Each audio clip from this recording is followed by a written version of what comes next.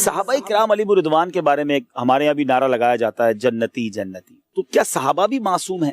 اور اگر وہ معصوم نہیں ہیں تو پھر جنتی ہونے کا کیسے ابھی ہم دنیا میں ان کے بارے میں کہہ سکتے ہیں کہ وہ جنتی ہو گئے؟ کیونکہ یہ تو فیصلہ ہونا ہے۔ دیکھیں، جنتی ہونا اور چیز ہے، معصوم ہونا اور چیز ہے، دونوں میں بہت زیادہ فرق ہے۔ ٹھیک ہے۔ معصوم جو ہے وہ اللہ تعالیٰ کے فرشتے ہیں اور اللہ تعالیٰ کے نبی ہیں۔ ٹھیک ہے۔ تو اہل سنت کا عقیدہ ہے وہ یہ ہے، اور ان کے علاوہ جو اولیاء کرام ہیں ان کے بارے میں یہ کہا جاتا ہے کہ وہ محفوظ ہیں۔ ٹھیک ہے۔ محفوظ کا مطلب یہ ہے کہ خطا سے ان کی حفاظت کی جاتی ہے، واہ واہ، اور خطا ہو جائے تو اس پہ برقرار نہیں رہنے دیا جاتا۔ ٹھیک، اور ان سے جو خطا ہونا یا گناہ ہونا جو ہے یہ شرعی اعتبار سے ناممکن نہیں، ہو سکتا ہے، ہوتا بھی ہے۔ اب جو جنتی ہونا ہے اس کا تعلق تو معصومیت کے ساتھ یوں نہیں ہے کہ جنت میں تو سارے مسلمان جائیں گے، ٹھیک ہے نا۔ تمام کے تمام مسلمان جو کلمہ پڑھنے والے ہیں اور ضروریات دین کا انکار نہیں کرتے، ان سب نے جنت جانا ہے۔ ایک تعداد ہے جس نے بغیر حساب کتاب کے جانا ہے، ایک وہ ہے جس نے حساب کے بعد ہی جانا ہے لیکن بغیر عذاب کے جانا ہے، ایک وہ ہے کہ جنہوں نے عذاب کے بعد جانا ہے لیکن سارے کے سارے جنت میں جائیں گے۔ تو اب یہ جو کیٹیگری ہے انبیاء علیہم الصلاۃ والسلام کی، یہ تو وراء الورا اور اعلیٰ و اولا، صحیح۔ لیکن وہ جو حدیث مبارک میں فرمایا کہ 70,000 افراد بغیر حساب کے جنت میں جائیں گے، معصوم تو نہیں، ٹھیک۔ پھر ہر ایک کے ساتھ مزید 70,000 بغیر حساب کے جائیں گے، یہ بھی معصوم نہیں۔ پھر حدیث میں فرمایا کہ جو لوگ یہ جنتر منتر نہیں کرتے اور جو لوگ وہ علاج بالکئی ایک قسم ہے وہ نہیں کرتے اور جو توکل کرنے والے ہیں، یہ بغیر حساب کے جنت میں جائیں گے، یہ معصوم تو نہیں۔ اچھا، اسی طریقے سے جن کا حساب ہوگا لیکن پھر بھی وہ جنت میں چلے جائیں گے، اب اس میں اولیاء کرام بھی ہو سکتے ہیں اور اس میں غیر اولیاء کرام یعنی عام صالحین بھی ہو سکتے ہیں۔ اولیاء کرام کی ایک تعداد ہے جو بغیر حساب والی ہوگی، اور ہو سکتا ہے کوئی وہ بھی ہو جو حساب والا ہو۔ صالحین میں سے کوئی بغیر حساب کتاب والا بھی ہوگا اور کوئی جو ہے وہ حساب والا بھی ہوگا۔ تو اب یہ جو کروڑوں کروڑوں کروڑوں کی تعداد ہے، ان میں معصوم کوئی نہیں ہے لیکن جنتی جنت پہ جائیں گے، سبحان اللہ۔ تو اب جیسے ہم کہتے ہیں غوث پاک رضی اللہ تعالیٰ عنہ جنتی ہیں، لیکن غوث پاک کو معصوم تو نہیں کہتے، ٹھیک ہے، لیکن ان کے بارے میں امت کی گواہی اور اللہ تعالیٰ پہ حسن ظن اور ان کی اللہ تعالیٰ نے جو مقبولیت و محبت مخلوق میں رکھی ہے، وہ اس کے پیش نظر ہم کہتے ہیں کہ جنتی۔ تو صحابہ کرام کا معاملہ یہ ہے کہ صحابہ کرام کے بارے میں جو قرآن و حدیث کی نصوص ہیں، جو آیات و احادیث ہیں، اس کا مجموعی مفہوم یہ بنتا ہے۔ جیسے قرآن پاک کی ایک آیت مبارکہ ہے، اللہ تعالیٰ نے صحابہ کرام کی 2 قسمیں بیان فرمائی۔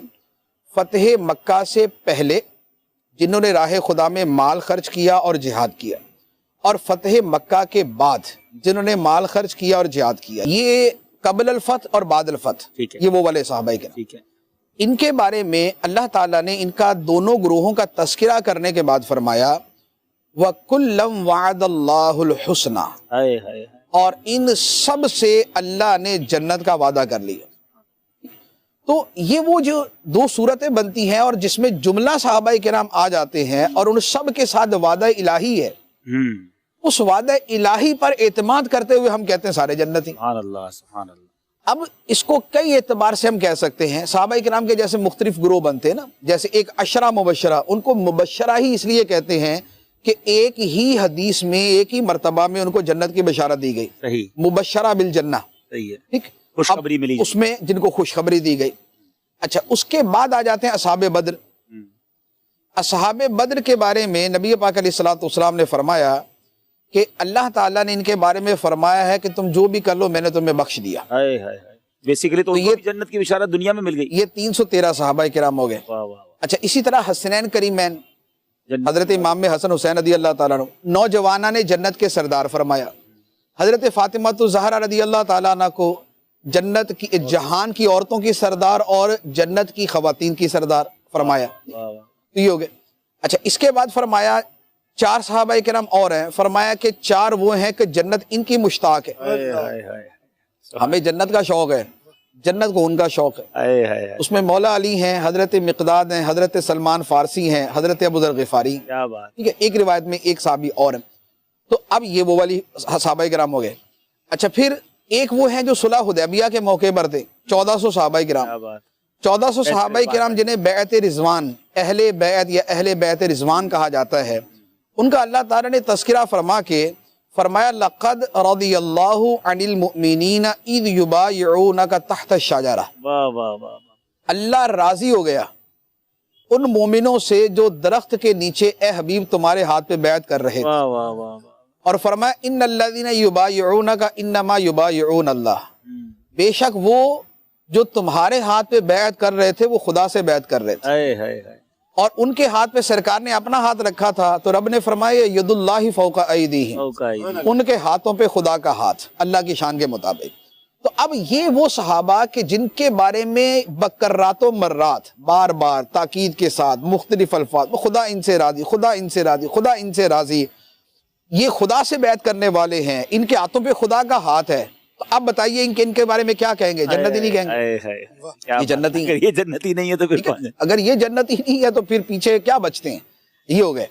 اچھا، اس کے بعد قرآن پاک کے اندر اللہ تعالیٰ نے ایک اور آیت مبارکہ ہے جس میں اگلوں پچھلوں سارے صحابہ کرام کو جنتی اور ان کو جو ہے وہ اپنی رضا کا مشتاق سنایا ہے۔ فرمایا والسابقون الاولون من المہاجرین والانصار، مہاجرین اور انصار میں سے جو اول اسلام کی طرف سبقت لے گئے وہ، اور دوسرے فرمایا والذین اتبعوہم بإحسان، اور جو ان کے پیچھے پیچھے چلے نیکی کے راستے پہ، جو بعد میں صحابہ کرام صحابہ بنے، مہاجرین اولین مہاجرین کے بعد کے مہاجرین، اولین انصار کے بعد کے انصار، یہ جو مسلمان ہیں سارے کے سارے، اللہ تعالیٰ نے فرمایا رضی اللہ عنہم ورضوا عنہ، اللہ ان سے راضی، یہ اللہ سے راضی۔ تو اب یہ سارے کے سارے آگے اور سب کو جنت کا مشتاق سنا دیا گیا۔ تو یہ ہے وہ چیز کہ جس کے بارے میں ہم یہ کہتے ہیں، اور پھر احادیث مبارکہ جو ہیں وہ پھر اس کے علاوہ ایک کثیر تعداد کے اندر ہے کہ جن میں صحابہ کرام کے لیے جنت کی بشارت ہے، جن پر اللہ تعالیٰ کی رضا کے مجدے جن کو سنائے گئے ہیں۔